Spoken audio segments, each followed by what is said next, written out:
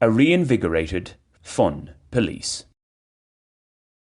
And just like that, it's all over. Kind of.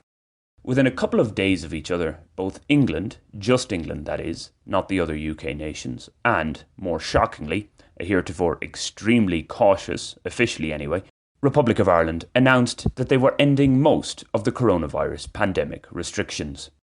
Of course, I don't currently reside in either jurisdiction, but I was somewhat optimistic on hearing the news. I'm not, however, expecting a domino effect around the globe in the coming weeks. It does, nonetheless, give one hope that other nations will start to accept that we have to learn to live with COVID-19 rather than stubbornly and damagingly maintain a suppression strategy.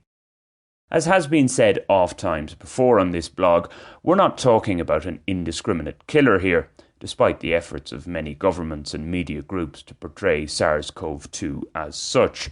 This COVID monomania comes at a price, not just economically, but in lives lost as well, and that price is something we're set to live with for some time to come. I wrote previously about the irrational fear that has been instilled in the masses over the last 2 years. Thus, for people to return to their pre-pandemic lives, as much as they want to, that is, it was always going to take more than just an address from our esteemed leaders simply telling us that it's all pretty much back to normal and away with you. What's more, all the various rules and recommendations aimed at saving lives have empowered what one could call a citizens' army of do-gooders and virtue signallers. Well-intentioned they may be, but, as is often the case in such affairs, they are potentially doing more harm than good, and most likely to themselves than to anyone else. You see, many of us at the receiving end of such unsolicited help to save ourselves and humanity at large can, to a certain extent, shrug it off.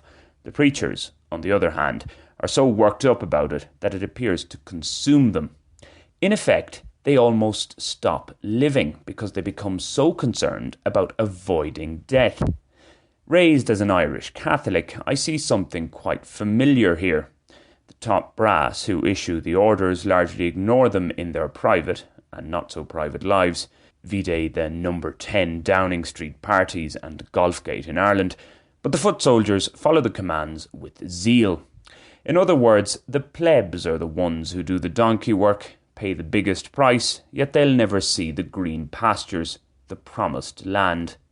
For these COVID crusaders, the non-believers, the heathens must equally, or preferably to a greater extent, suffer. In fact, it's those who question the gospel who are the problem. They must be brought into line. Recklessly going against the doctrine puts us all in jeopardy.